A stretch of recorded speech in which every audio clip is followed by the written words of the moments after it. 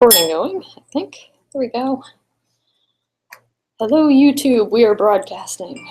I'm gonna hide that window now.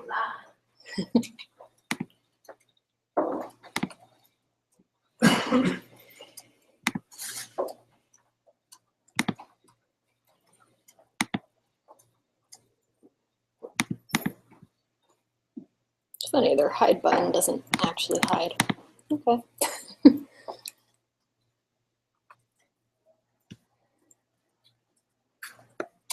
How's everybody doing? Is everybody feeling like they're ready, or should I wait another couple minutes? All right. So welcome to Introduction to CSS and HTML. This is a hands-on workshop, so you'll actually be typing stuff and making things and checking them out, so that'll be good. Who am I? I don't know, who am I? A little early to tell. My name is Victoria Chapman. I'm also called Vicky. Currently I'm the senior front-end developer at Common Media. We're right over in Hadley on Route 9. You may have driven by our big orange and black sign. I also part-time run a business called Way I Can Designs. I'm an artist and crafter, and I make pretty things and sell them online and at fairs and stuff.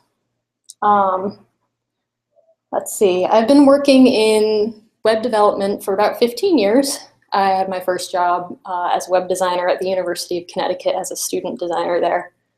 And I was an art student there at the time, but then I was doing that and just kind of kept making websites from then on out. I'm one of those people that you call an accidental techie. So if anyone wants to find me online, my Twitter handle is Wayakin. And you can also find my Facebook page, Wayakin Designs, facebook.com/WayakindDesigns. And you can check out Common Media at commonmedia.com. And my website, wayakindesigns.com, it needs help because the cobbler's children doesn't have shoes. So it's got links out to my other stuff at this point. I have to redesign it at some point when I have time. When I have time and I'm not working on other people's websites.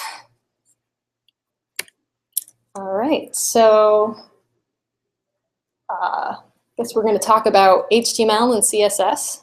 I'm just going to start by going over a little bit about what they are, the history, and things like that, because it's good to know roots of things. And so this is all stuff that I just pretty much quoted from Google and W3 schools.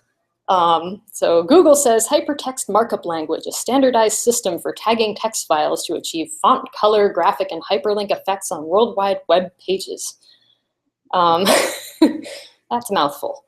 So HTML is a markup language for describing web documents, web pages, is what W3 Schools says. HTML stands for hypertext markup language. And it's a markup language made up of a set of tags. Markup tags. And has anybody actually ever looked at HTML before? Okay, so you know what a tag looks like, yeah. And each tag describes a different part of the document. That is what the outputted HTML of Google looks like. If you look at it in the web inspector on your browser.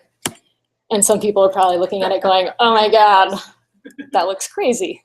But what we're going to do today isn't that crazy. It's I'm going to try to keep it fairly simple to give you a good introduction, and so you have some tools to work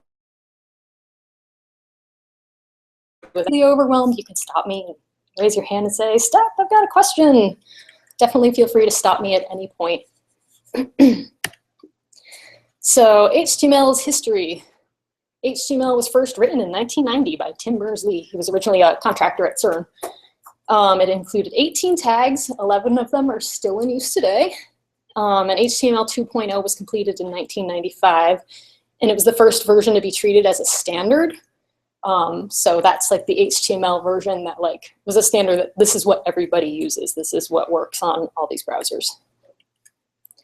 And he is now appropriately the director of the World Wide Web Consortium, which is a great source for information. If you ever need to look up anything online about CSS, HTML, JavaScript, they've got a lot of resources on their website. All right, and CSS, what is it? Stands for Cascading Style Sheets. It's a style sheet language used for describing the look and formatting of a document written in a markup language. That's from Google.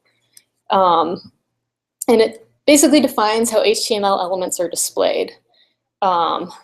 Styles were added to HTML 4.0 to solve the problem of basically the web being really ugly. And CSS saves us a lot of work. And external style sheets are stored in .css files. CSS was first proposed by, I'm probably gonna totally slaughter pronouncing his name, Håkon William Lai in 1994. It first came out of CSS1 in 96 with the help of co-creator Bert Bose. And CSS2 was created in 97 and published as the recommended standard in 98. So, I mean, it's been around for a little while, but you know, its history actually isn't that long, but it has evolved a lot since then.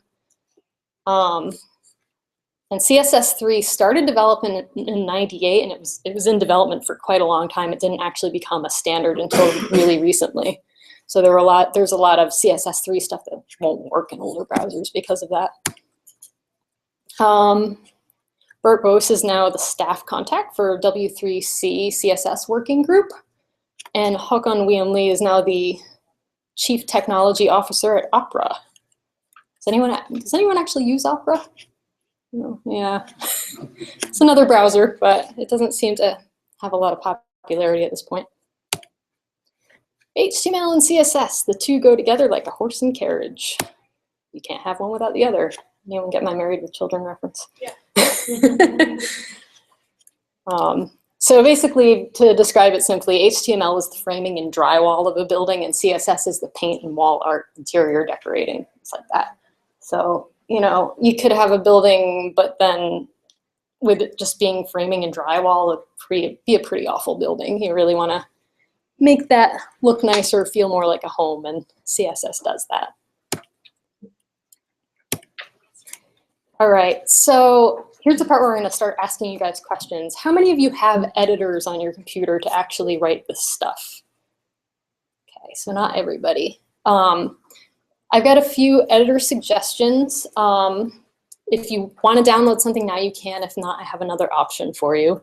I use Sublime Text. You can download it and use it for free, though they prefer you to purchase it, but you can keep using it for free. Currently, the stable version is Sublime Text 2. They have Sublime Text 3, but I think it's still in beta. Text Wrangler is another free one that I think exists only for Mac. And then Notepad++ is one for Windows that you can use. There's also Coda. I can't remember if that's just Mac or if it's Mac and Windows, but you can go to their website and check it out. Then there's two that come with your systems. TextEdit you can find on a Mac. Notepad you can find on Windows. They're not ideal because they don't do all the nice formatting that some of the other editors do, but they'll work in a pinch. I'm just going to escape out of this and show you CodePen. If you go to codepen.io/pen, this is a cool little thing where you can actually like write HTML and CSS all together here, and it'll show your result in this lower box here. So that's kind of a fun way to quickly type things in and see what they'll look like. All right. So is there anybody who's actually like trying to get an editor going right now? Okay. I can give you guys a few minutes if you want to go ahead and try to get an editor together and open it up. For those who already have an editor, feel free to open that up. I'll just keep this list up here if you want to go to these URLs to download anything.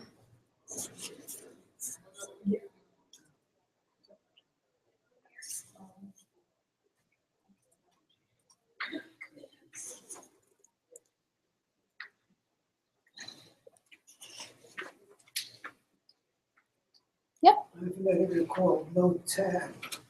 Note-Tab? It's not quite free. It's a shareware.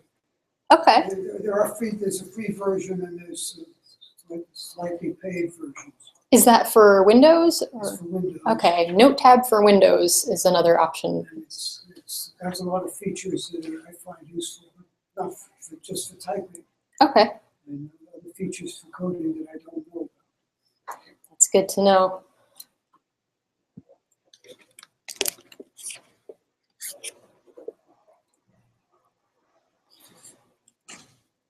For those who are already set with an editor, I'm actually going to skip ahead a couple slides. I think this will make it easier for everybody. So I have files for you to download from my GitHub repository. You can go here and, whoops, and click on this. And this actually has this whole presentation in it as a file. And then you can open it up on your computer, and a lot of this stuff is linked. So it'll make it easier for you to just click from there and open things. So, sorry.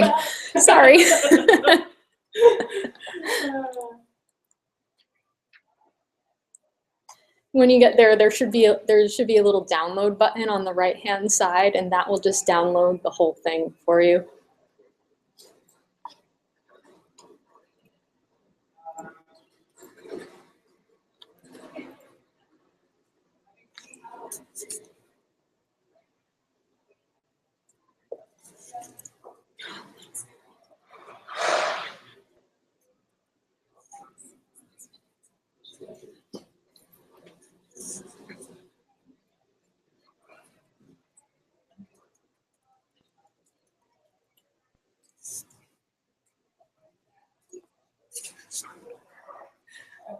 So we just click download zip.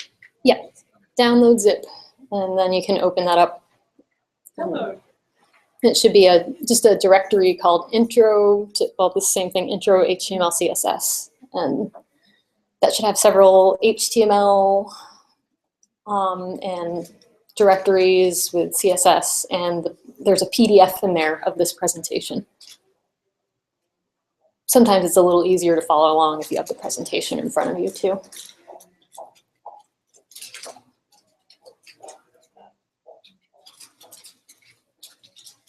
Does anybody need help? Anybody stuck? Does everybody have these files yet? So it's a PDF. Yeah. Okay. When you go to this GitHub address and click download zip, it'll give you this PDF as well as all the other files we're going to work with in one directory.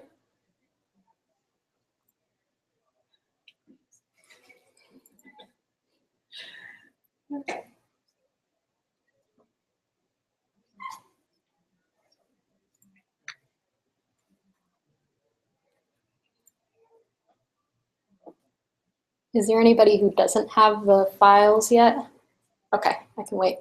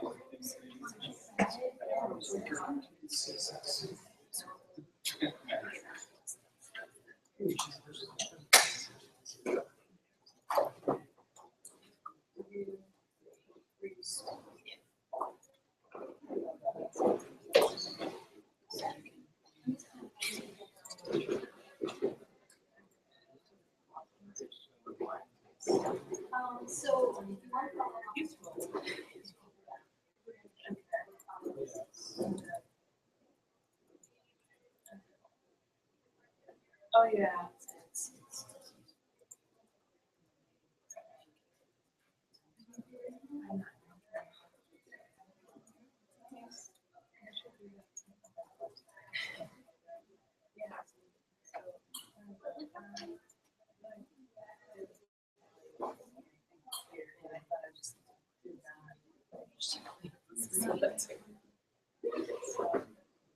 anybody else having problems connecting to the internet? You can't use it. That's the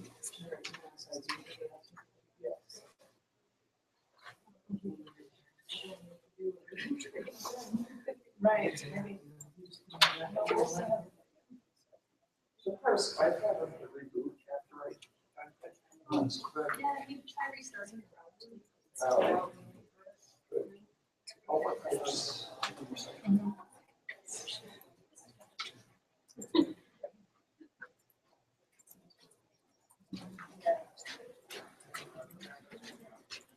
Okay, I'm gonna go back a couple slides now.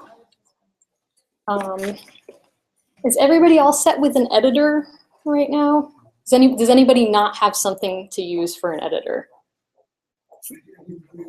Okay, well, you can try to follow along as best you can, or if there's somebody who wants to share their screen with you, you can buddy up. All right, so before we start doing anything with files, first I'm going to talk a little bit about web developer tools too. These are pretty handy. Everybody else set? Sorry.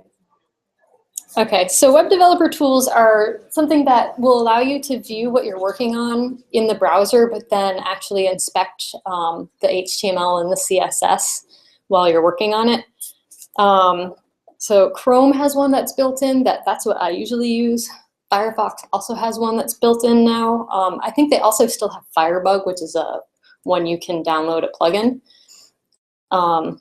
Safari also has developer tools. Pretty much most of the modern browsers now have them built in, which is really nice. They didn't used to all be that way. And Internet Explorer also has developer tools, which I wouldn't really use that as my main developer tool unless you're troubleshooting IE bugs, but it is handy for that. But all of these, if you have the browser, most of the time you can right-click and find inspect in there. I can actually escape out of here and show you that as an example. So if you right-click and, let me go to an actual page. Go to Google. We want to inspect this. You right-click and go to Inspect Element in Chrome. And that'll pull up this cool little window here. So you can either have the window separate or you can have it down attached to the window that you're working in. And that shows you all your HTML. If you use this little magnifying glass, you can hover over elements and it'll show you where it is in the HTML. And on the side, it'll show you all of the CSS that's associated with it. And I think you'll find as you're doing this that this is a really great tool to use. All right, back to the presentations. So does everybody have files now except for Lynn? She's there. Okay. Okay. You want me to leave this address up for you? No, we're good. Or you're good? Okay. All right. So let's look at some HTML. So you can open up that folder that I had you download, and you'll see that there's these files in it. There's basic tags and there's index.html. You can either open them individually in your editor. You'll want to open it in the editor, otherwise it'll try to open in the browser for you and you don't really want that. Or if you want, you can also, there are some programs like Sublime Text, allows you to drag the entire folder into the program and it'll show you all of your files at once. I have this thing in the way. There we go. So I'm going to just drag mine into Sublime Text and open it up.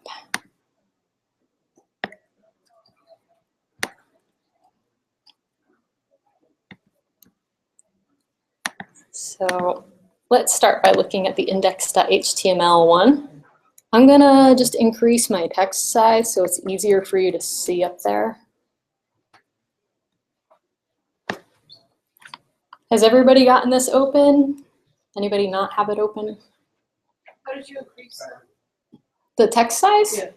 In Sublime Text, it's Command plus.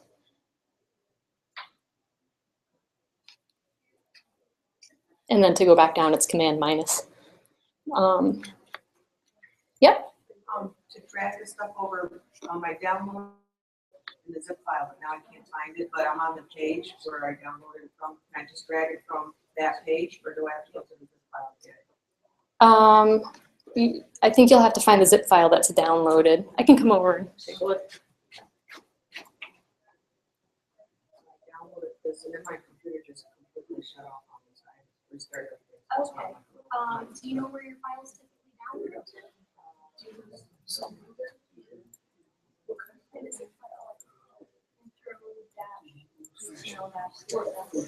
Oh, I just said that. So you're, Well, I know it said, like extract file, and I did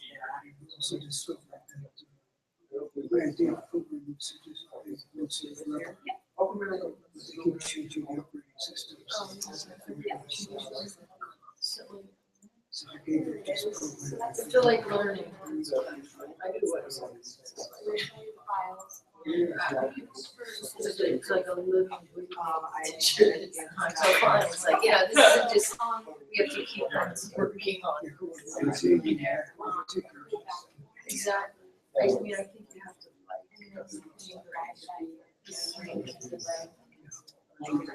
I like it. Or you can go to file. Open.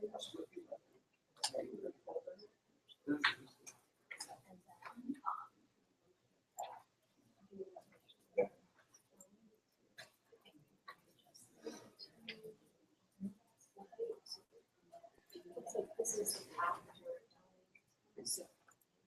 you can always drag it into here. It's not too easier. Yes, you can't do this on my phone. It's too small.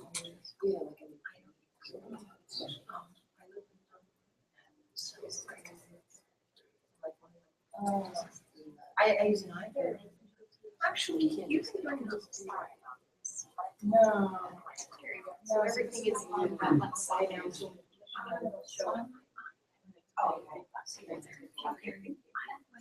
Anybody else need help? Files or editors. This doesn't look All right, so this is a little starter template that's very simple, just one to kind of get you going. So this is the basic structure of every HTML document. It always starts with a doc type. It always has HTML tags kind of hugging the whole thing. It always has a head, and the head always goes at the top. The head determines information like the page title, metadata, any links to external files like style sheets, which is this part here. And then it always has a body. The body is the part that encases all of the stuff that you actually see. I'm going to go back to the presentation now, and we're just going to talk a little bit about the DOM tree. Document Object Model. So the DOM, this is just like an illustrated way of showing you the structure of all of these objects in your HTML file. So you start with HTML at the top. There's a head. Inside the head, there's a title. There's a body. Inside the body, you could have a div tag or an H2 tag or a paragraph tag or anything that makes up your content. And then this is your content down here. And then you can see that actually in practice in that file. Ta-da. So this probably doesn't look like much right now, but this is our drywall and our framing. So if you go over to the file basic tags, this is a kind of little cheat sheet I made for you guys. This has a lot of information about different tags, what they're used for, how you use them. So these ones up at the top here, these are new HTML5 tags. These didn't previously exist. So header is used for making headers, like at the top of a page, you've got your header, you know, got your logo, title, whatever. Nav is used for your navigation. Main is an area that you can use for just like your main block in the middle of the page. Section defines just like a section of your page. Aside is frequently used for sidebars. Article is frequently used for an area where you just have like content. You know, like say you have a blog post and the part where there's all the text. That's the article tag. And then footer is the part at the bottom of your page that shows up on every page.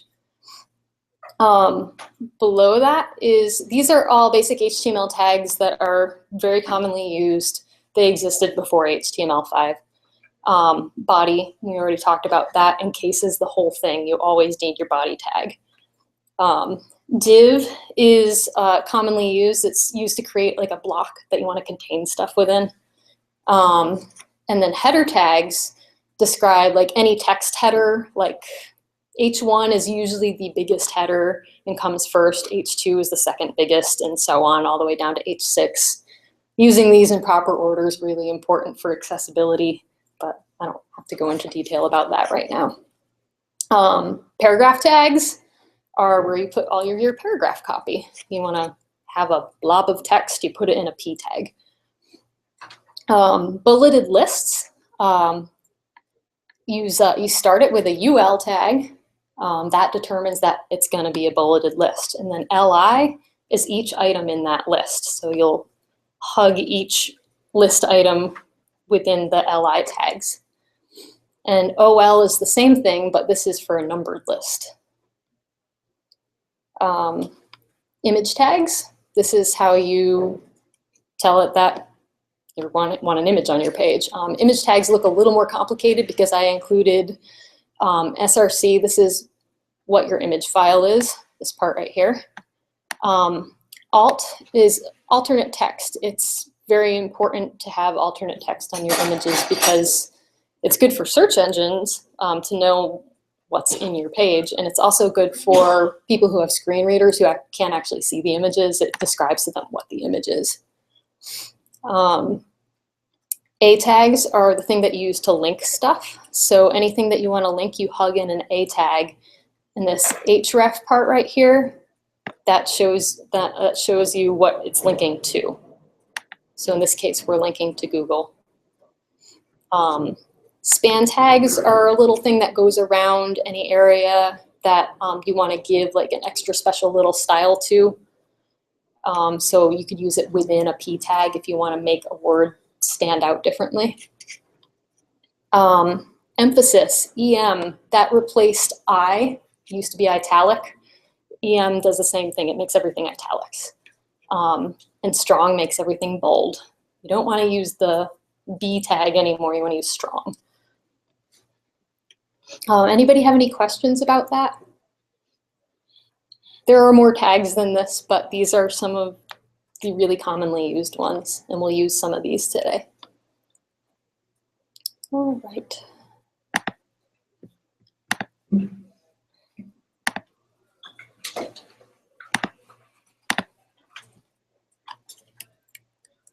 Let's write HTML. Is everybody ready to write HTML? Yeah. Overwhelming response. All right, so I'm gonna have you start by writing a header tag, an H1 tag. So go to that starter template that we were just looking at that has not the basic tags, but the index.html one. I already put an H1 in there, so you can put an H2 in there. This is my subheader.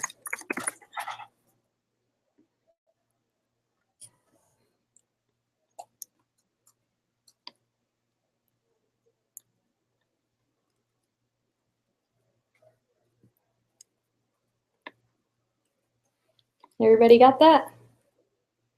Anybody need more time? Oh, okay. Okay, so next I'm going to have you write a paragraph tag. Same thing.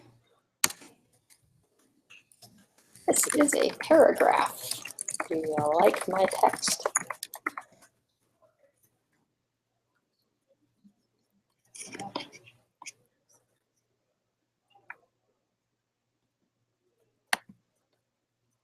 So just some notes, be sure to open and close your tags and be sure to put content in them. Otherwise they won't do much good if there's nothing in the middle of them.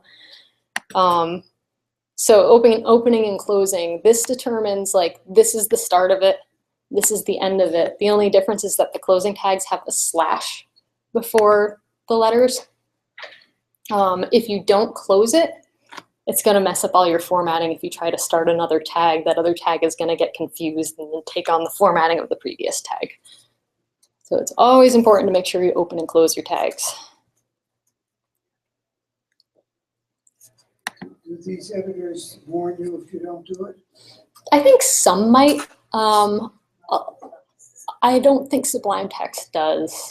I'm not sure. There's a plugin maybe for it. Yeah. And probably if you look up HTML tidy as a plugin, you'll find something. Oh, okay. It's also hard for it to tell if you're done writing too. So because you can have tags nested within each other and it might not know if you're done nesting.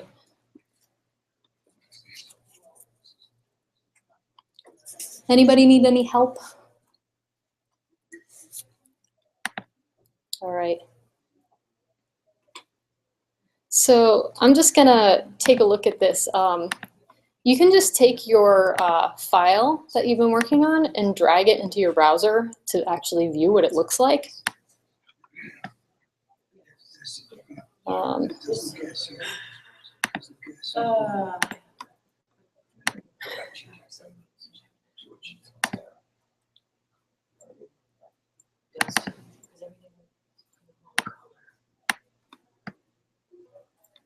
Mine didn't save apparently. There we go. So this looks pretty ugly, which is why we need CSS.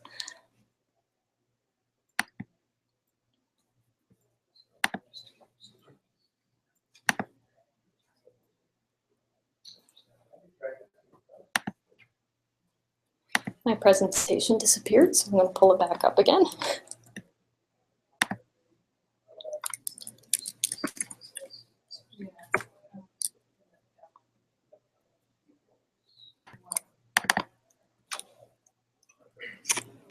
How do Yep. we drag it into the browser?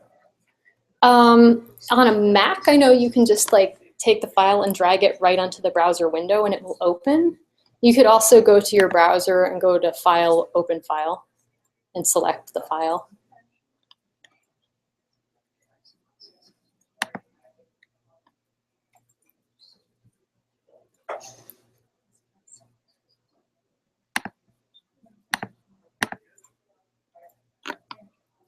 Any other questions before I move on? All right, so we're going to look at some CSS now. In that same area where you have your HTML files, there's also some CSS files. They're contained within a directory called styles. Usually it's a good idea to contain your styles within its own little directory just to make it less confusing where things are. You can put them in your root directory, but I prefer to keep them organized into different directories. So it's the same thing as the HTML ones. There's a main.css. That one is connected to the HTML file. If you look at the HTML file, the CSS is linked right here. This link tag is really important. If you want to actually connect your HTML and your CSS together, you need to include a link tag in your head. So this tells it, I'm linking something. href, this tells it what you're linking to. So it's in the directory styles. The file is called main.css. This tag here just tells it this is a style sheet. So you want to make sure you have rel equals style sheet. Media all, tells it that you want it to see the style sheet in all types of media, be it on a screen or in print. You can do separate print style sheets to make things come out differently when you print them, which is why this is useful, but we're not going to worry about that today. Does that make sense? Yes? Okay.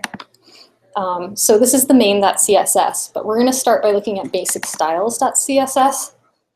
And it's the same kind of thing as the HTML. It's a little cheat sheet with some information about what each thing means.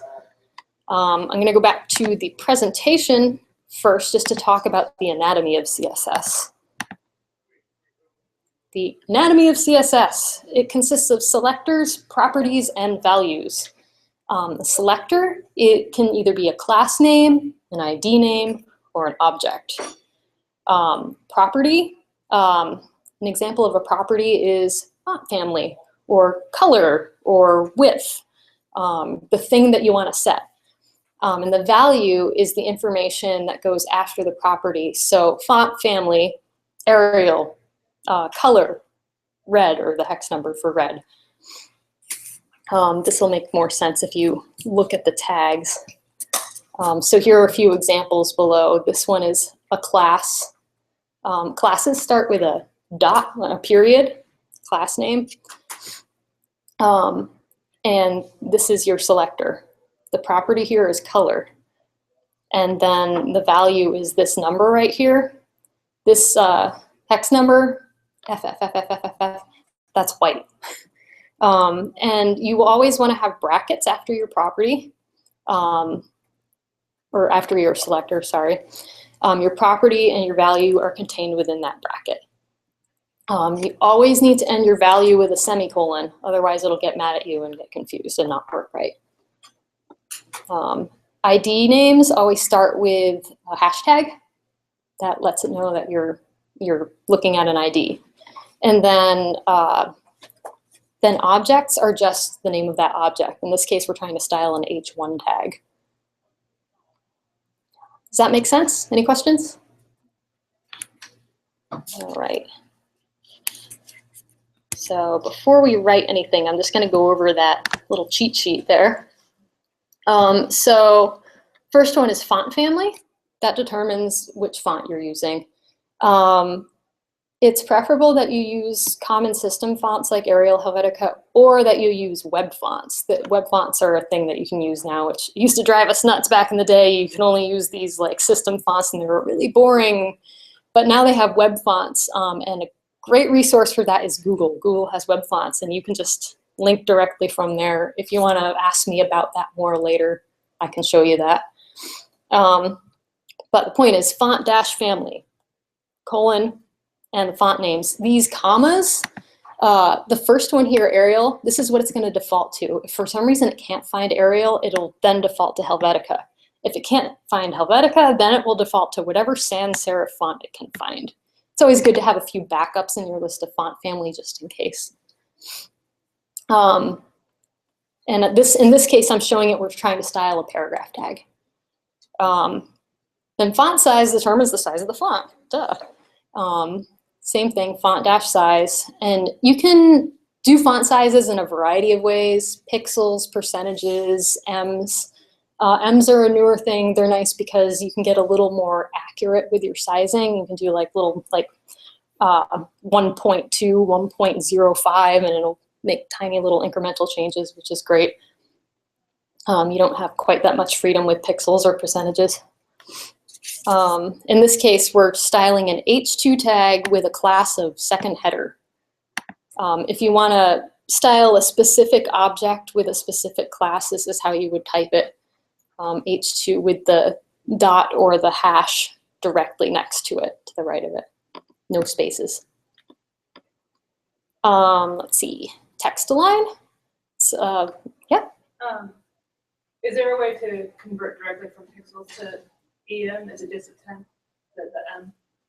Just on the font size?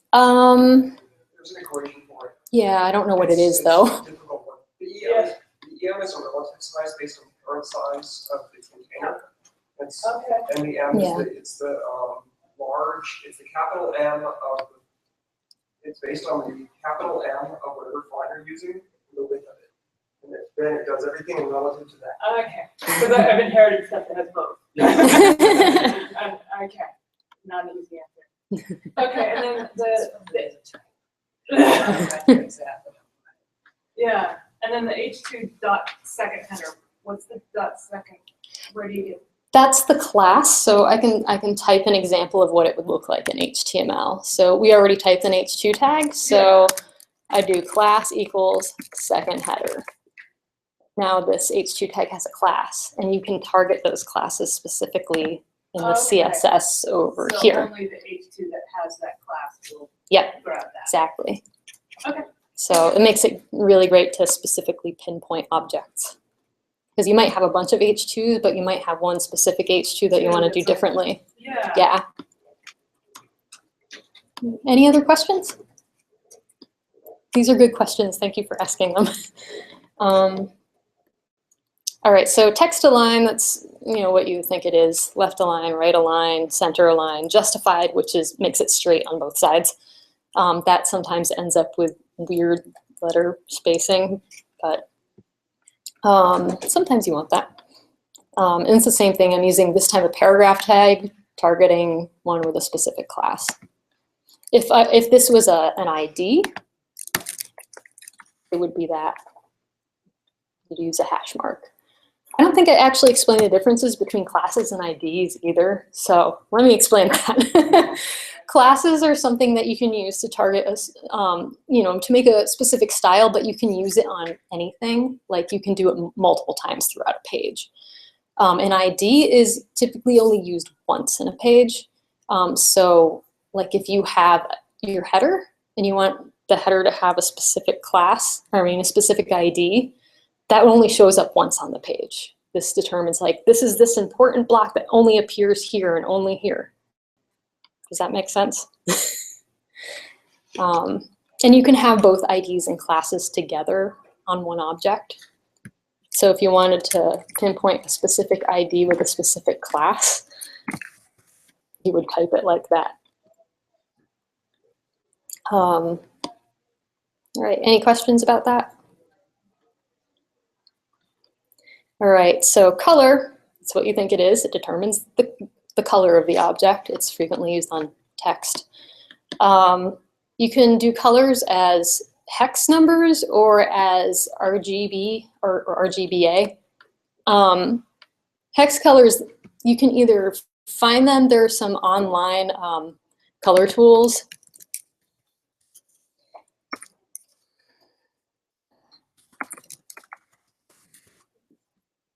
So there are a whole bunch on the web that you can find. But if you have like a program like Photoshop too, I just like to go into Photoshop and pick my colors from there. It shows you, and I'll just show you in Photoshop if you have that where you can grab your hex color from. No, I have a second monitor at home, so it's getting confused and trying to put my stuff over on the second monitor. No. No. This is my work account, so it's showing my boss's name on here.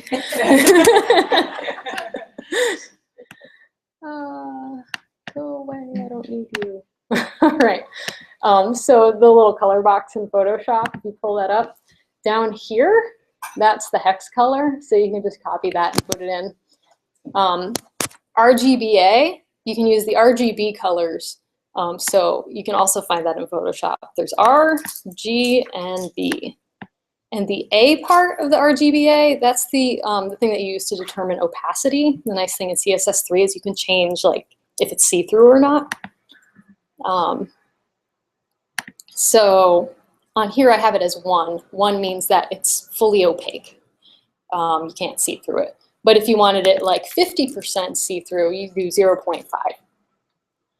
And these numbers right here, 255, 255, 255, that's white. So now I have it 50% white.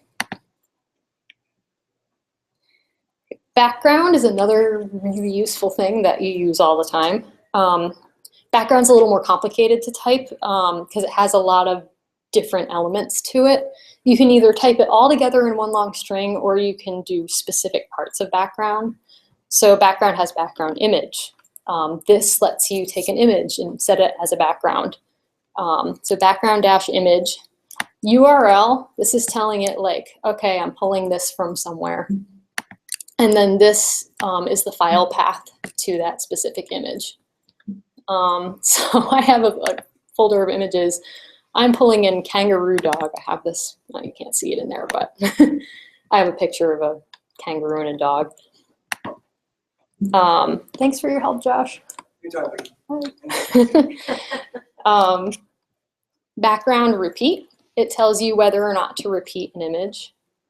So you can do repeat, which repeats it in all directions. You can do repeat X, which is on the X-axis, or repeat Y on the Y-axis, so horizontal or vertical. Repeat just one way or the other. Or if you don't want it to repeat, no repeat. Background color, it's the same thing as color, it's just setting it as a background color. And you can use the same thing, hex or RGBA. Background position determines like where your background image is going to go in your screen or in your object. Top left is just basically setting it to be top left corner. Bottom left would be the bottom left corner. You can also do it by pixels or percentages. So one of these will be like how far down it is and how far over it is. So like 50 pixels one way and 100 pixels the other way. I find it best to just like set it and play around with it and like load it on my screen and see how it looks until it gets into the spot that I want it in. There's a lot of going back and forth and looking at what it's outputting and what you're typing when you're doing this stuff. So there's no exact science to making things exactly the way you want it until you just tweak it just the right way. And then, Where yeah. does this div get called? I mean, I'm surprised that it's just div, not like div. This would be if you want any div to be styled this way. Yeah. You don't usually do that, but occasionally you do. Like, say if you have a really generic style that you want to happen globally across all divs, then yeah. Otherwise, you could do div blah, or you could just do blah blah. Because I mean, divs can be like a whole page. Divs can be like parts within things, right? Yeah. I mean, you could get like images on top of smaller images with this. Yeah. Yeah, this is just an example. Yeah, We're not yeah, actually that's fine. using I this. just wanna make sure that I'm Yeah, understanding. yeah. Okay. That is a good point, though. So usually you'll target a specific class or ID if you're styling a div. So you can also do background as one long string. So you take all of these elements we just talked about and put them one right after the other together. So, and you just use background. So there's your color, there's your image, there's your repeat, and there's your positioning. So if you know you're going to be setting all of them, or even just some of them, you can just do it in one long string, which is what I typically do because it's less typing. But you know, there are options to do it different ways. Any questions about that? You know, background image is a little more complicated than, or background is a little more complicated than some of the other ones.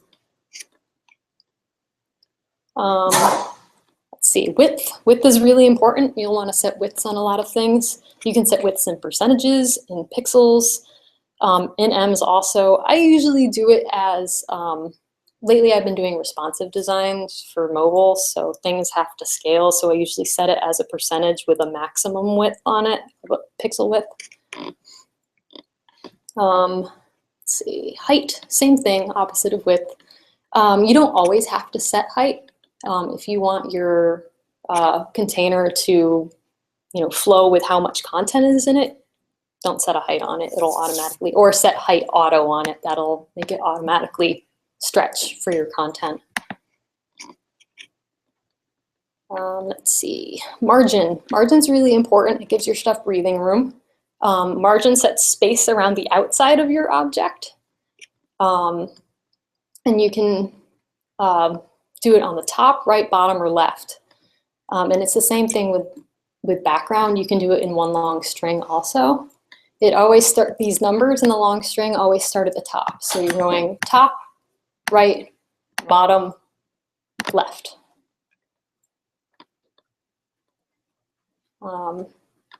Padding, very similar to margin, but padding actually puts space on the inside of your object instead of on the outside of your object. It might be hard to grasp that without seeing it. Do you guys want me to show you an example of the difference between margin and padding? Okay. Let's see, I'm just gonna type something in this document here. So div class equals margin. That goes here. Div class equals padding. Goes here. So I'm setting my HTML for that. I'm going to make a class called margin. And I'm going to, first I'm going to give it a background color so it's easier for you to see. It's a gray color.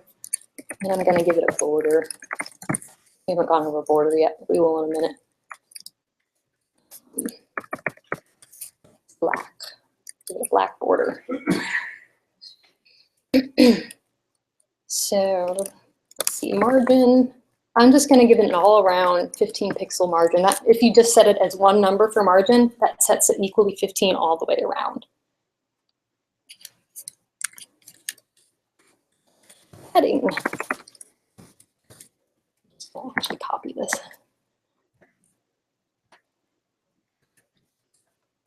I'm going to change this to padding.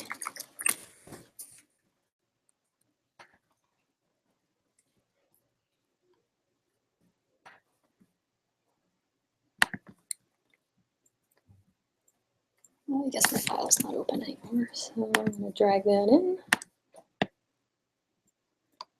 So you can see this one on the top here is the one with margin, and this one on the bottom is the one with padding.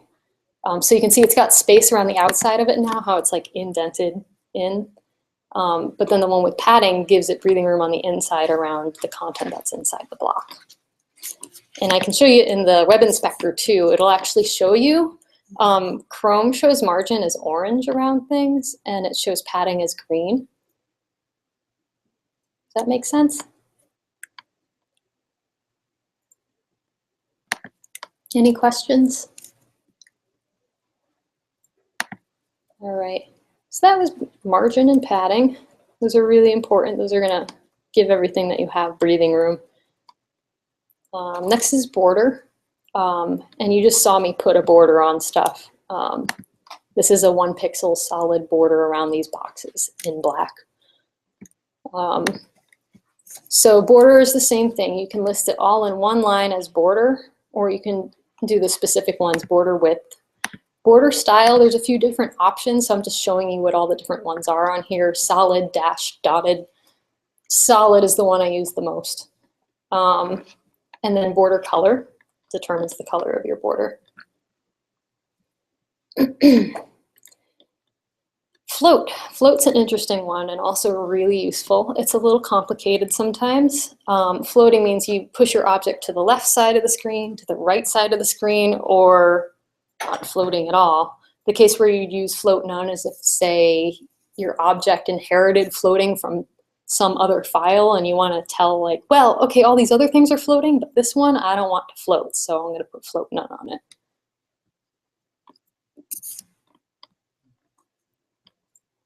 And I can show you an example of floating too.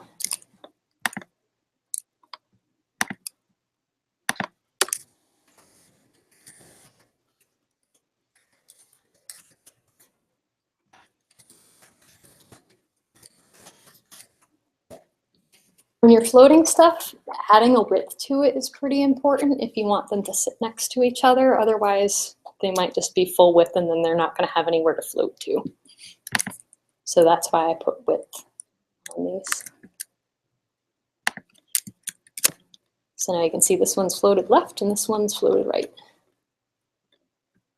So tell me again what the width does there? I just set a width because if these were not set with a width, it would either default to no width and look weird, or if you have a display block on it, it would default to a 100% width, and it would just have nowhere to float to. It would just be Okay. there. And what if you had done with 60% above, so it was more than 100%? It would push the other one below. Yeah, there's some math involved with like the margins and paddings and floating. Like everything has to be equal. Like if you're using pixels, say your container is 900 pixels, the things that you're floating within that have to equal to 900 total, or else it'll push things below it. Does that make sense? Another thing to note with margin and padding is that the width of your container also includes your margin and padding. So if you have a 500 pixel width container with 15 pixel padding, you have to add the extra 15 on each side to that width. So it would end up being a 530 wide container. Does that make sense? How do you plan for different screens? As what type of screen? Like you mean for mobile or for? For laptops which have different pixels, different numbers of pixels. Well, things like text and background stuff, it doesn't matter. Images, that can be an issue now that we have Retina screens and stuff. And with like phones and stuff, which also have a higher resolution screen, I end up having to make fairly large images that are saved for web, so the file size isn't ridiculous, but they're larger in size, and then I use CSS to shrink them down to what they need to show as. I don't know if that makes sense. It's the same thing. Has anyone done anything with print design before? With printing?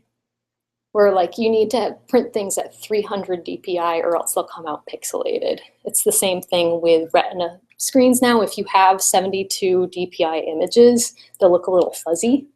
So having a big image and then shrinking it down with CSS has the same effect as printing something at 300 DPI.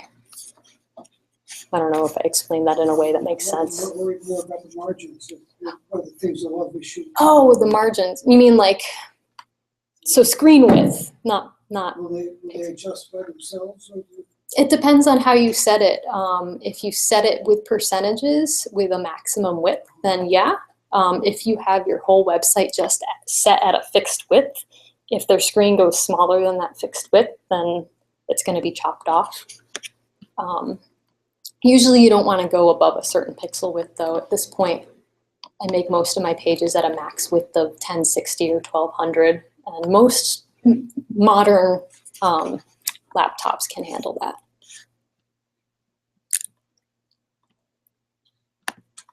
All right, where are we? All right, so we did floating. Clearing is another one that goes with floating.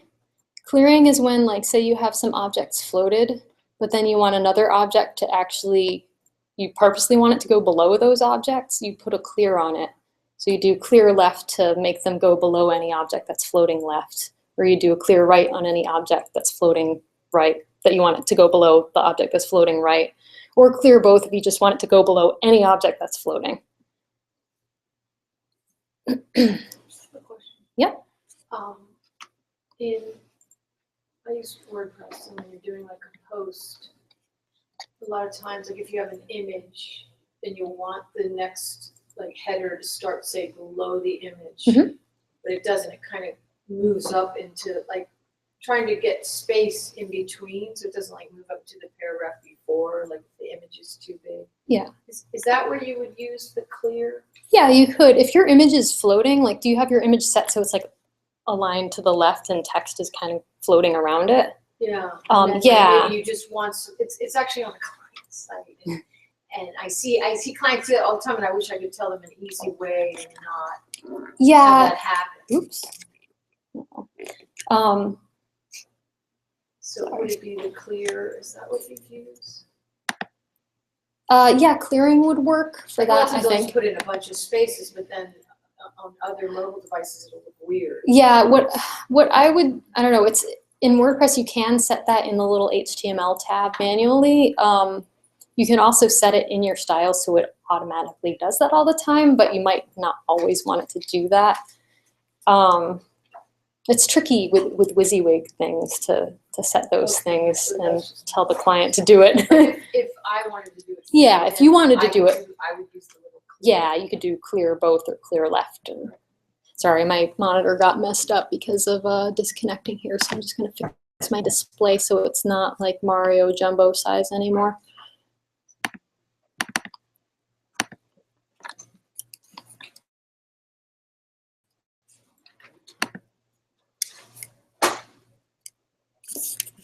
It looks different now. Best and worst implementations of basic style sheet, like what's hideous, what not to do? As far as what it looks like on the front or actual file. Cool. I mean, I kind of remember back in the day with HTML, you know, novice programmers just use blink tags and things like that. Oh you yeah, know. don't use blink tags. Gosh, yeah, best practices. I mean, setting up your files so that everything is properly indented is great. Like you can see the way I'm setting it up here.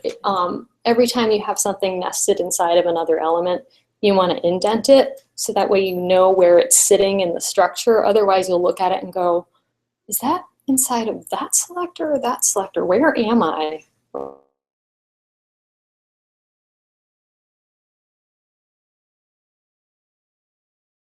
Indent them properly. So I find that really important for not getting confused while working.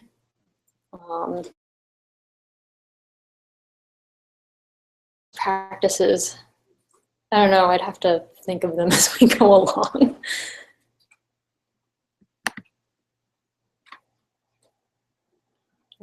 Oh, we went over clear.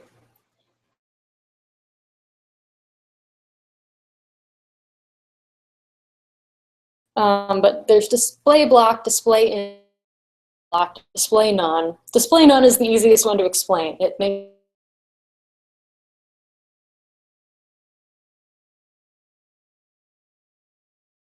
access to it. You can use CSS to hide it, which is really handy. Display block and display block. I'm not sure how best to explain that. It's easier to see it, so maybe we'll do that in a little bit if we have time. Then there's positioning. There's relative positioning.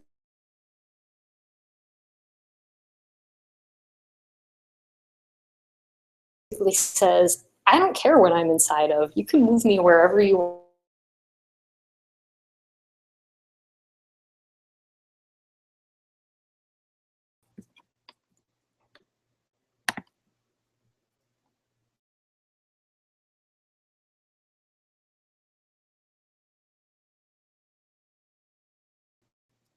All right, so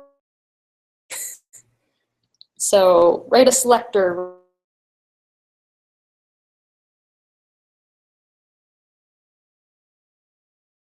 So you can see my examples there, but you can come up with whatever you want just to practice writing it. So you can go to your CSS, main.css.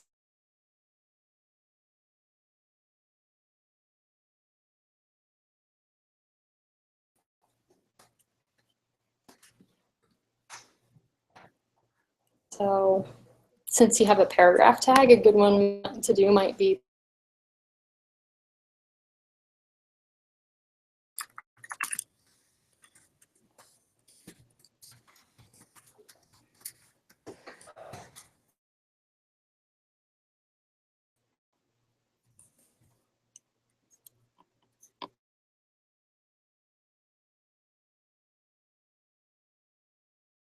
you don't have to do 3. I just do that because it's good to have ones for it to fall back to if it.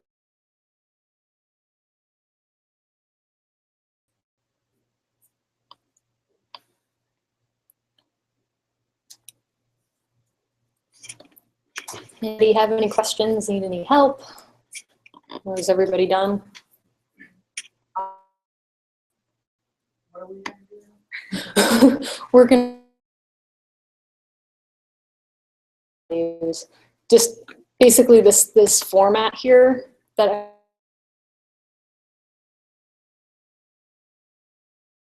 paragraph tag font.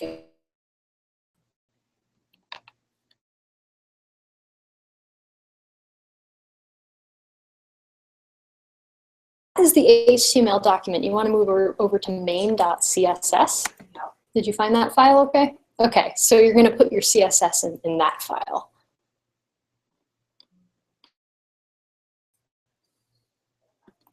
I'm just going to remove the stuff I typed as an example so it's not confusing. Yeah, I don't have one that says main though. It's inside.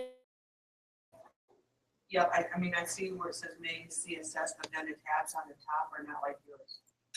Oh, I don't have one that just says main You have to CSS. open it. yeah, double click it and it'll open it. Folder. Oh, Double click on it.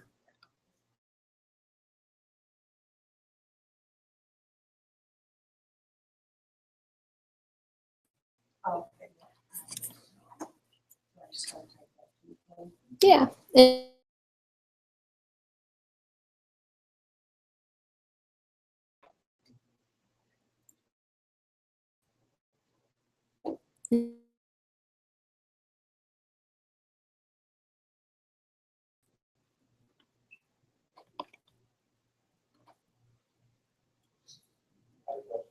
Yep. It's the syntax always, go down along the, Prefer to type it for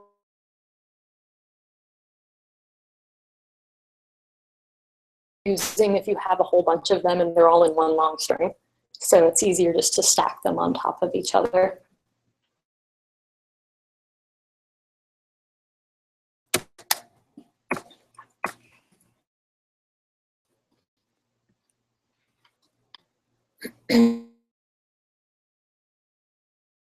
Everybody good? Yep.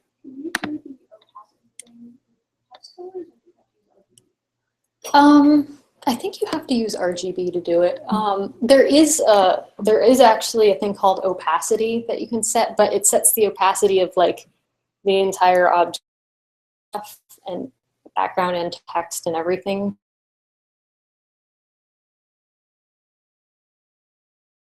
Image, and then you do the RGBA for the text color too. Let's see. Oh, let's put this together in context.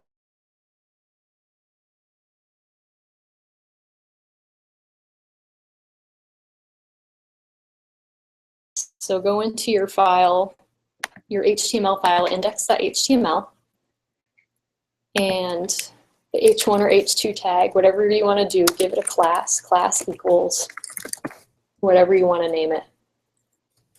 And you can name classes, like sometimes I do just one long word, sometimes I do something with dashes or underscores in between to make it easier to read. People also do use capitals. You just have to.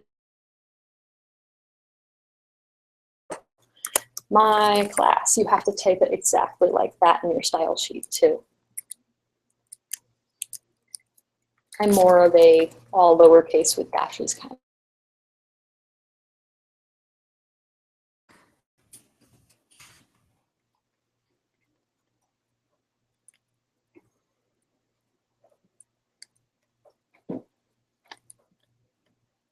Everybody done adding a class?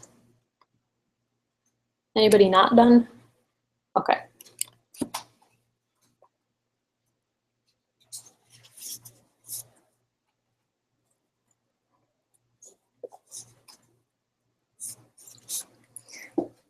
If you wanted, you could also add an ID to this if you want to practice that. It's the same thing as class, except it's just ID equals ID.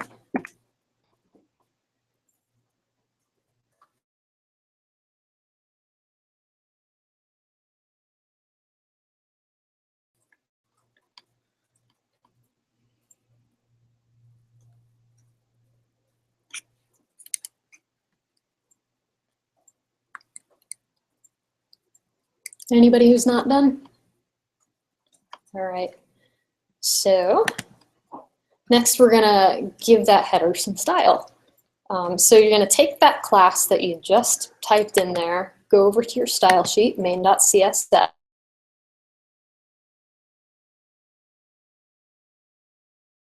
My dash class on h1, so you can either type it h1.my-class, or if you don't want to target just the h1, anything that has my-class, you can type it that way.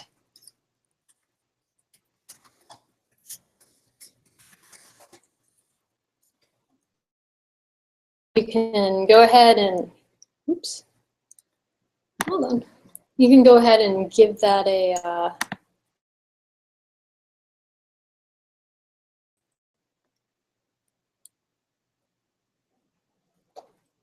so just like it shows on here. And you don't have to use the exact example I used. You can use whatever font size, whatever font family, whatever color you want.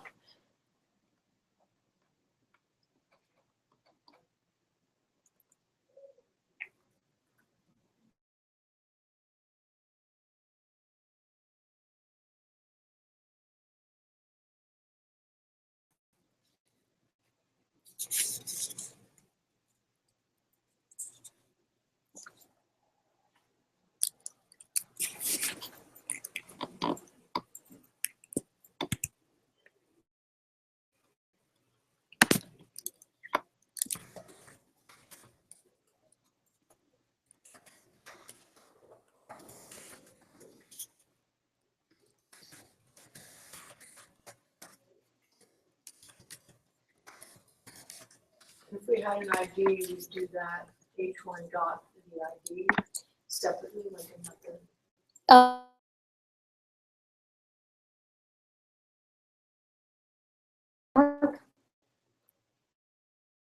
ID. But if we had both my class and ID. And if you wanted to target both, then yeah, you type them all together, like strung together like that. And it doesn't matter. Which one you put first? No, it doesn't matter.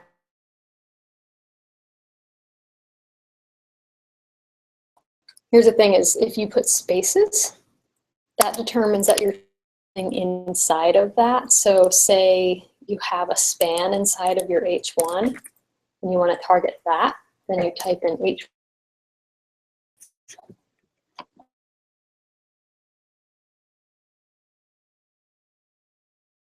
Yeah. A couple words.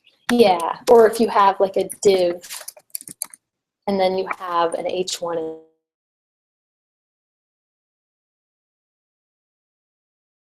like that. Otherwise, if they're all together, it's, well, that's not going to work.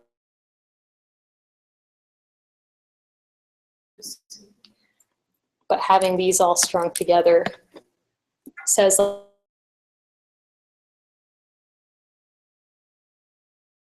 this H1 with this ID, and then something with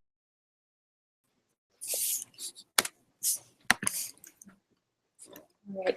So everybody typed some stuff into their H1 tag class here. Just going to delete my examples.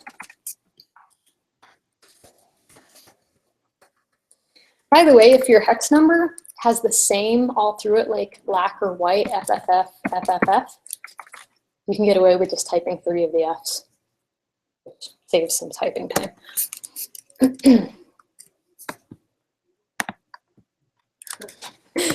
I never ended up getting a working code for that, but we supposedly have one in the office. It just never worked for me. All right, I'm going to give this a font size too. So that class is now connected to this object.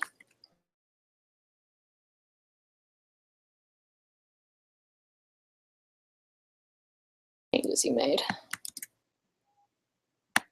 So that's the styling that I did.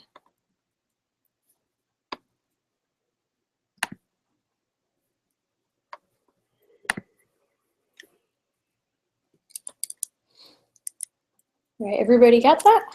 Any questions? Anybody stuck? Yep. What do you call the grade options? Oh, yeah, that's another thing I want to go over is this is commented out. So this basically deactivates it. If you still want it in there to go back to later, but you don't want it active right now, you type with */. You can also do that to actually make a comment about it if you want, like, any other developers who are working on this to know, like, this goes to this. You can leave a little bit of text in between the slashes and the about it. That's not active CSS, it's just commented out text. HTML has a similar comment is this. You can see my comments right here, style sheet link. It uses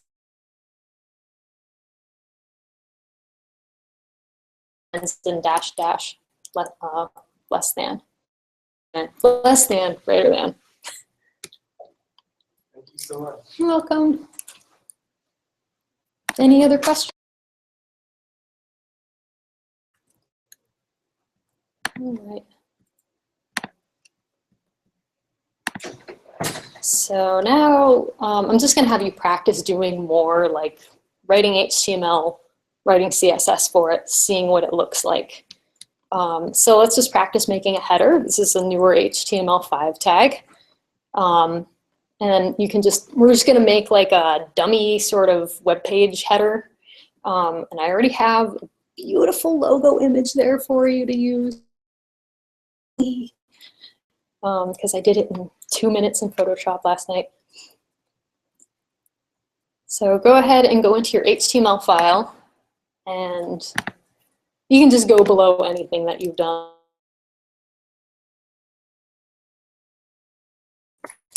So header, and then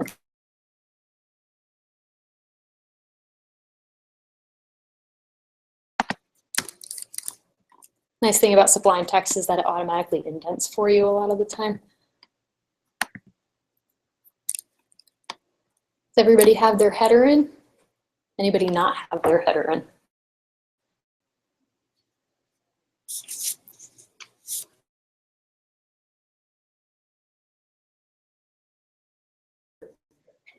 Head is head doesn't actually contain any content. Head is the thing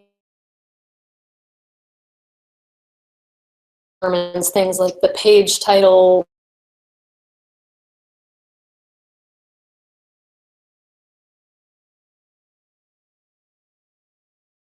data, setting, links to style sheets.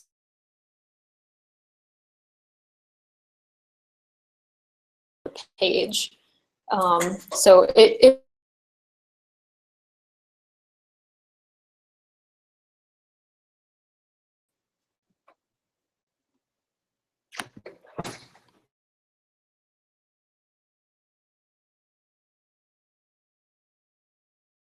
is inside of your header, and we're going to float these divs.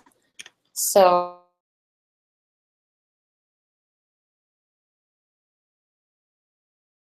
your header. So header left and naming things with classes that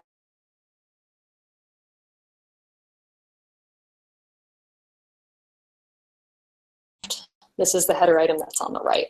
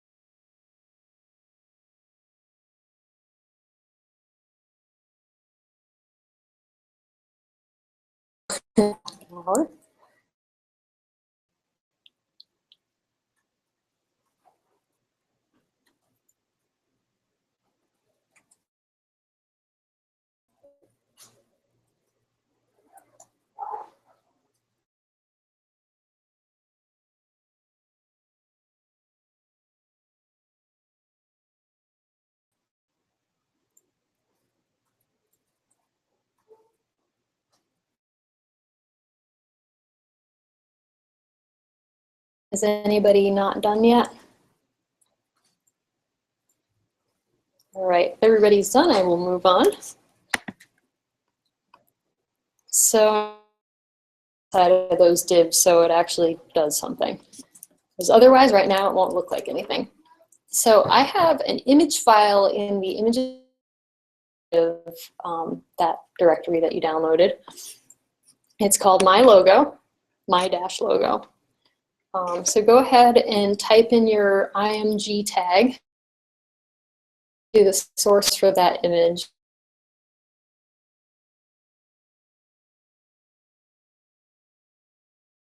And you can give it an alt tag too, so that way people know that this is your company logo or whatever.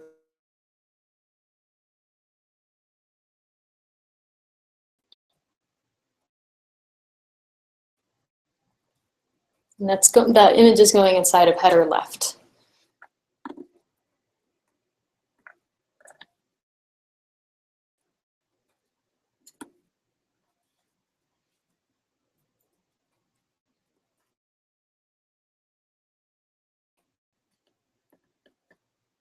And inside of header right, you can put an H1 tag with whatever the name of your website is or whatever you might put at the top of your web.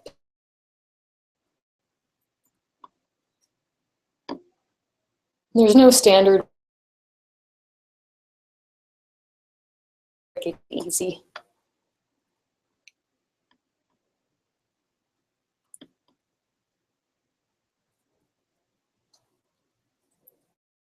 Do this in my document too.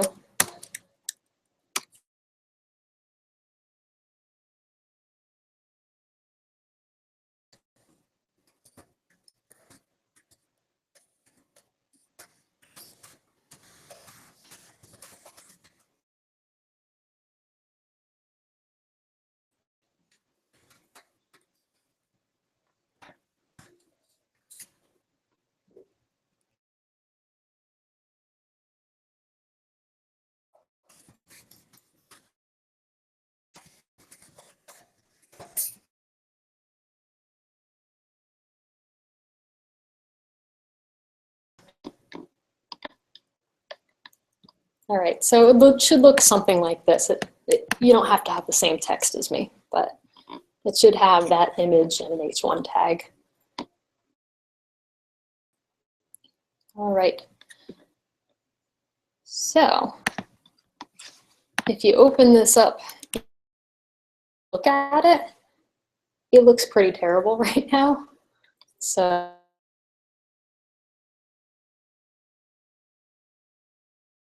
logo I did in a couple minutes. Needed something to work with, right? Believe it or not, I'm actually a designer. All right, so we need to give this styles to make it actually look okay considering the ugly logo. So for every element that we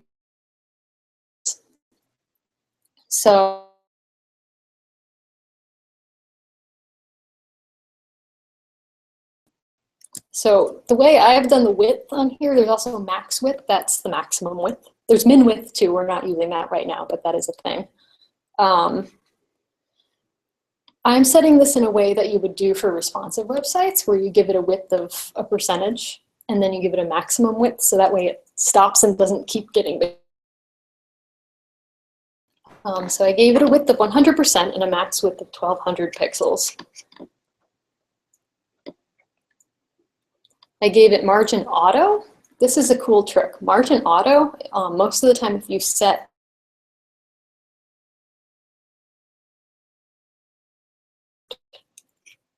there's text align center, but that's typically only images within the content. It doesn't really work with blocks. So margin auto is your friend for that. And then I set it as display block.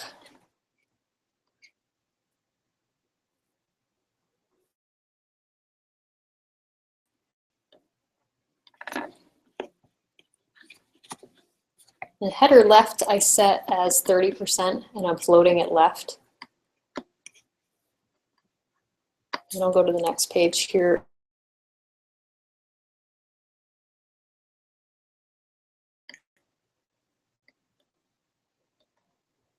If you need me to go back to the next previous page, let me know.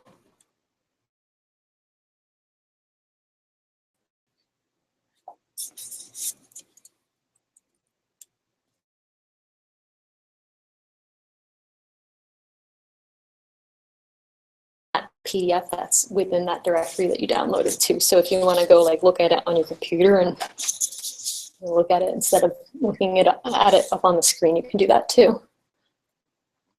You can actually copy. Yeah, you could copy and paste too. I mean, I find it's just to kind of ingrain it in you, but.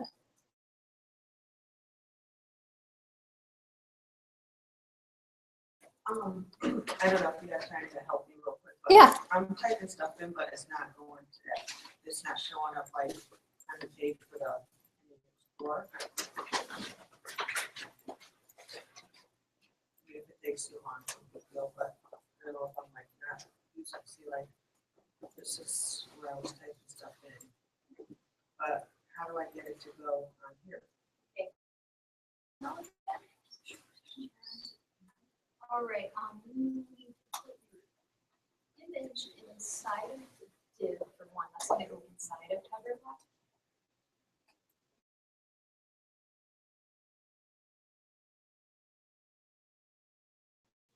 Inside here.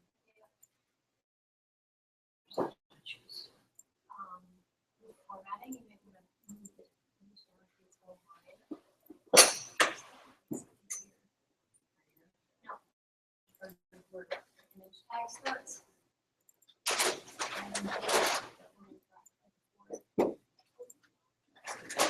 Hit enter.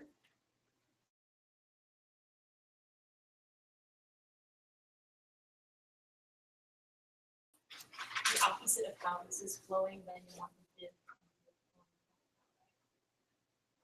So press put your cursor at the beginning of that div there. Press tab. Now put your cursor in between the two divs.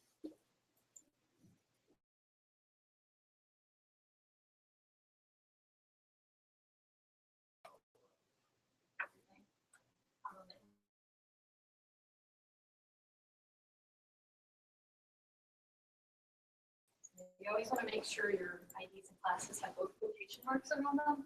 It's not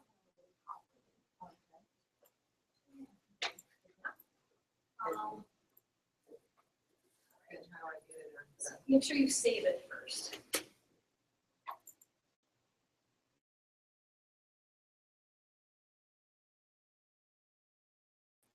So you can just refresh it.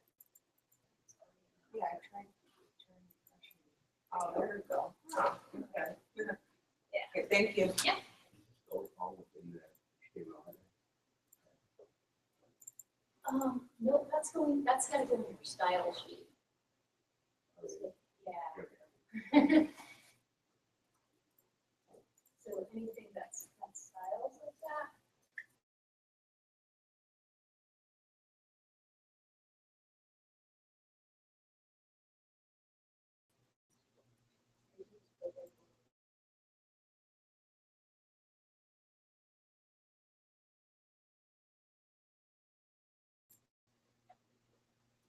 Should I go?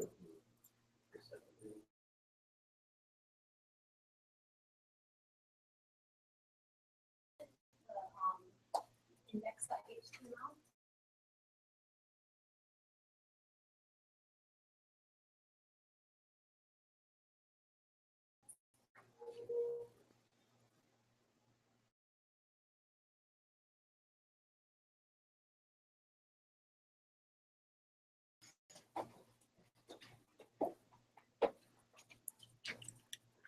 Okay, so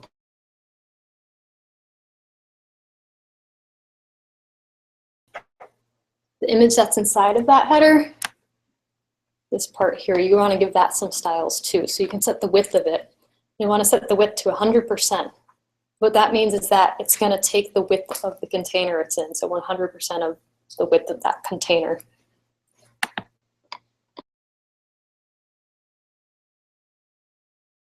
proportional. Header float that right and also give it display block. So what's happening is header left is 30% of the width, header right 70% of the width. That's floating right.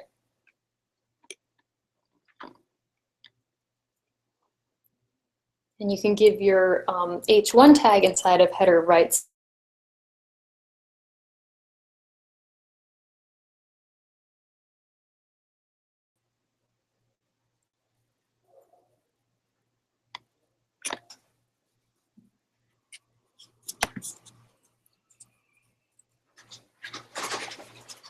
So we're on the, in the editor, am I supposed to be typing that stuff? All of this stuff is going to go in the CSS file. So I'll go ahead and start typing it in mine so you can see it actually being typed. So main.css. I don't have anything in there right now, but I will start typing that stuff. So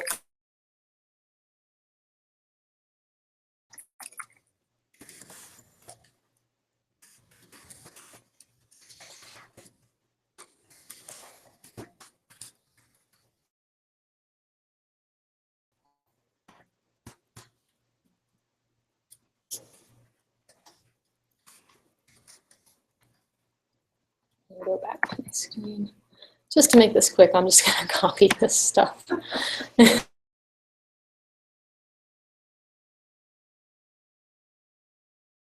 Delete that. Oops.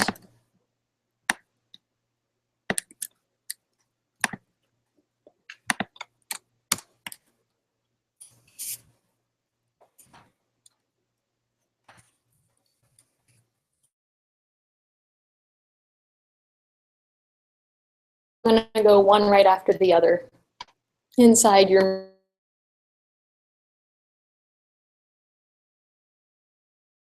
everything ends with a semicolon.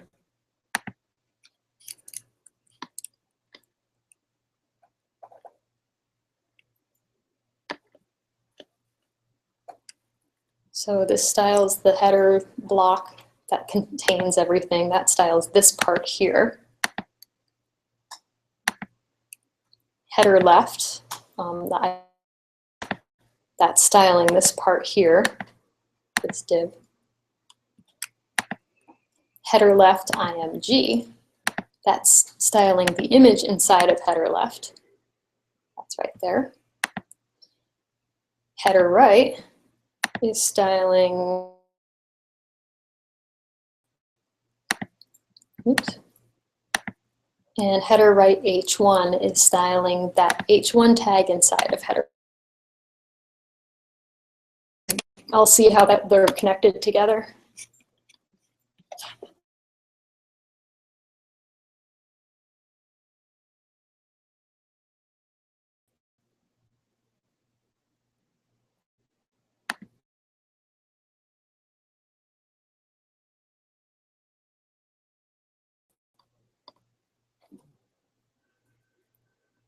Anybody need help, have questions?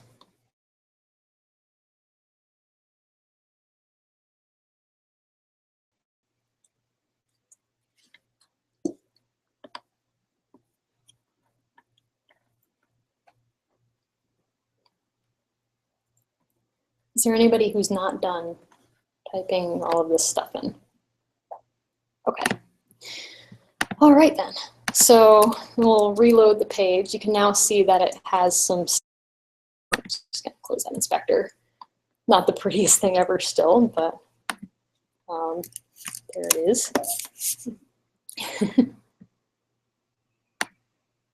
Since it's set to 100%, it scales down now. So maybe we want to give this a background color so you can see like it's a block. So we can go over to our styles again. We want to give the whole thing a background color, so we'll put a background color on header. So I'll just do background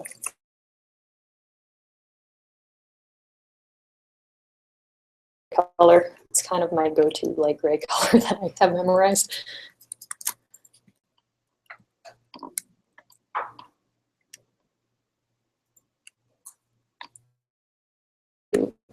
put that in, so you think it's going to show up there. It doesn't, and you're like, what the heck? Why isn't that gray showing up in the background? So this is an interesting thing with floating elements, is that sometimes the container it's within doesn't know what its height is when items are floating inside of it. So I'll show you in the editor. Header left, right? Here's header. It's not.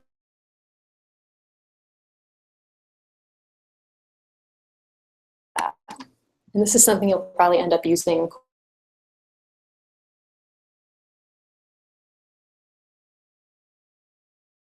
We'll give it a class called clear.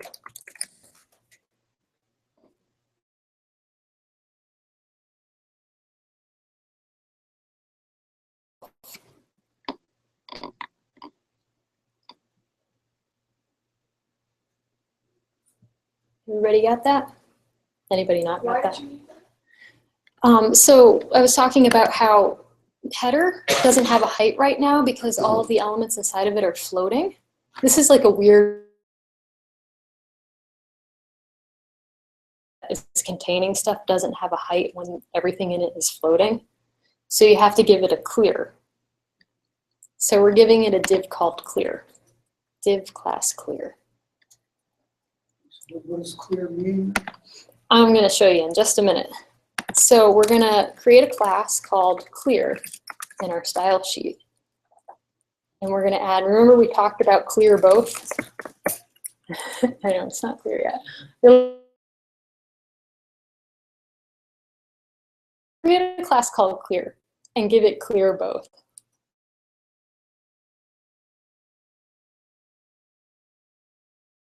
And it's going to give your header a height again so you can see the background.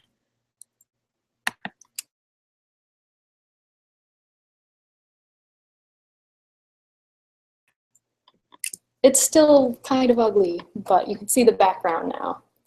So this clearing thing is going to be really handy when you're doing stuff with floating elements. You might want to have a clear div always handy. To make floating elements visible if they're under the header. You have to use a clear div to make the background of its container. The background is set on the container header, but it thought the header was just like, I don't have a height because I have these floating. I don't understand what's happening.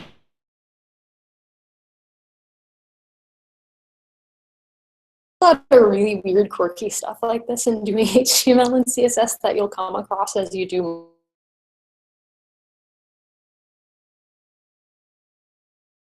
Here's another trick that if something's not showing up right, not working right, when in doubt, try adding position relative to it. Because for some reason, sometimes that fixes it. If sometimes when something's not positioning right or not looking right, occasionally the trick is adding position relative to it. Just position relative. Yeah, that's another one of those like weird.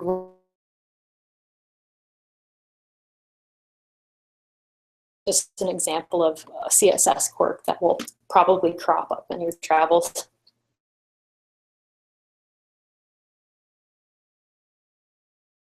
Logo is not pushed up against the sides anymore.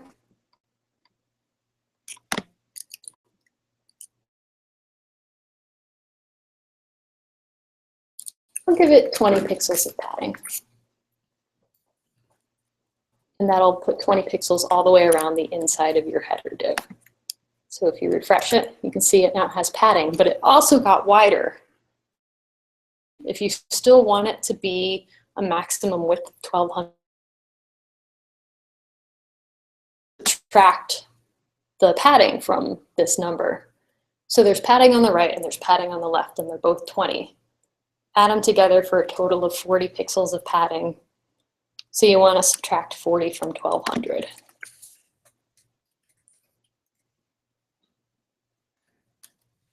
Now it's back to the width it was before. Make sense?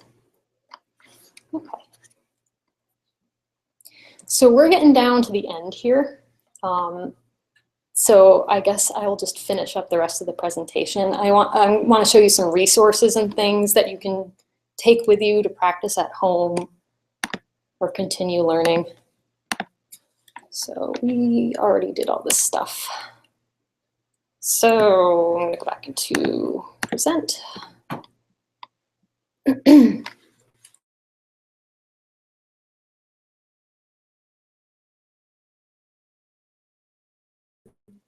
Basic knowledge, and I'll give you some resources. You can take this home and just like reload it in your browser, see what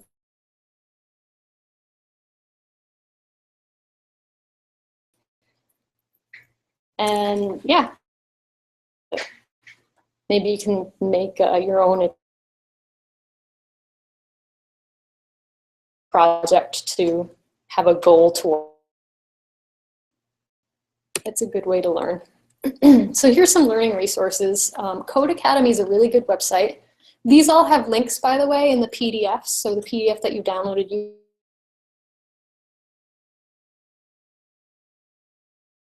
Academy have are longer than others. Some of them take several hours. Some of them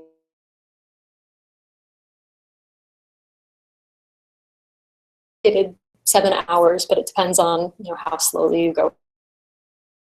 And they have a really nice format where they show you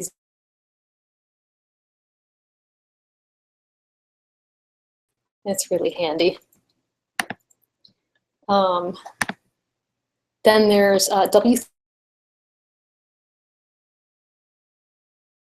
They have a lot of tutorials and information also.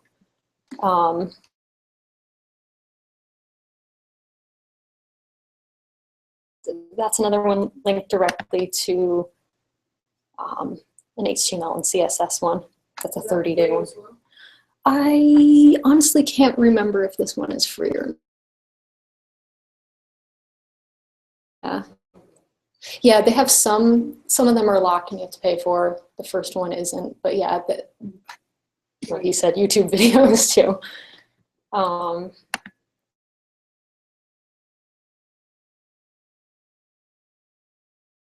One of the leading publishers. These are old books. these are from years ago. Like this is XHTML. We're on to HTML5 now, but I just wanted to show you that these are examples of their pocket guides. These are really great because they have references of all the tags and like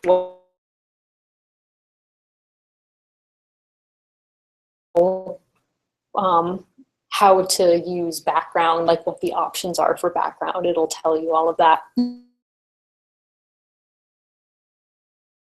Like book version of it by your side. Those are good. They have really big handbooks too for like more advanced stuff, but I find the pocket guides really nice for a quick reference. Women's Coding Collective is in Boston. They are focused on learning for women in development, and I know they've done some basic CSS and HTML classes that you can look into. They sometimes have stuff related to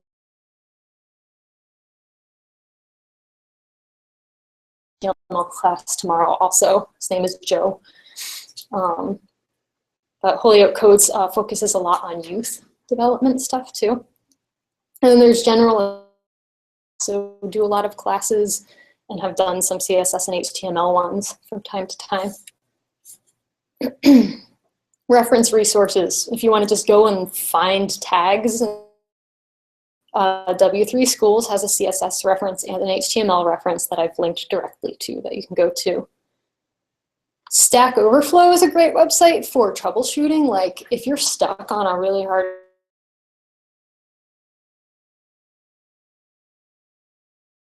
to see if somebody else has come up with a solution to that problem.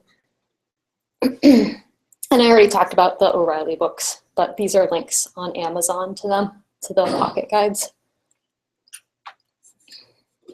Any other questions? See some of your work. To show you. Gosh. Oh.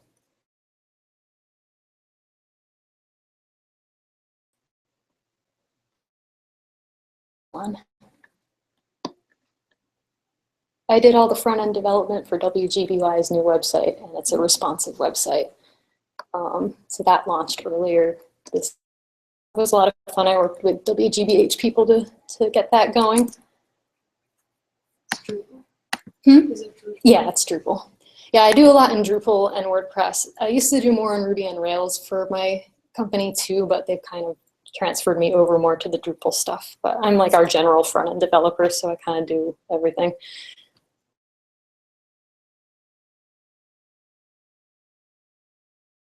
Where I just like forget what I've even worked on.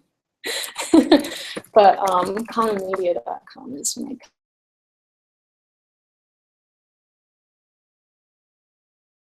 HTML and CSS. Yeah.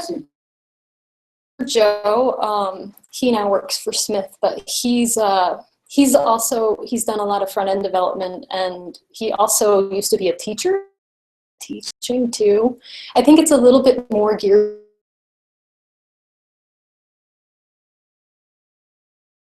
though. More advanced in this. No, I think it's about the same level. It's a beginner level one. There's also, if anybody's interested in PHP, later today, my coworker Jeff is teaching an introduction to PHP at 2 to 250. What is that? It's a programming language. Yeah, it's not front end. It's more like back end functional types.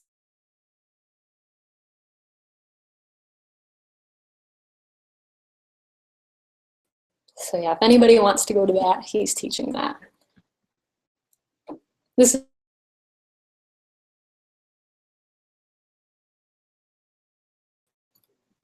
the internet's slow. I worked on reflex lighting, worked on the conversation project. I work with a lot of outside design agencies, but occasionally I actually get to design them too. So yeah, feel free to go check us out online. I worked on Belmont Day. That's another Drupal site. Worked on this a little bit. So worked on that. I designed rentnoho.com too. Thank you for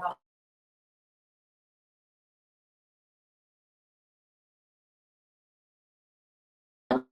And that's also a responsive website.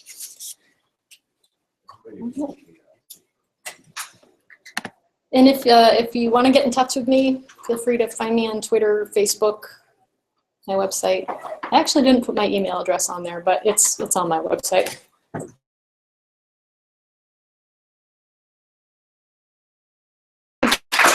I hope I didn't completely overwhelm you. This is my first time doing this, so I'm feeling a little overwhelmed myself. So. It's so different. Yeah, that's why I asked for 2 hours, because I'm like, I don't think I can do this in an hour. All right, I'm going to turn off the recording now, too. And we need to keep recording this. Stop broadcast. Goodbye, broadcast. Are we going to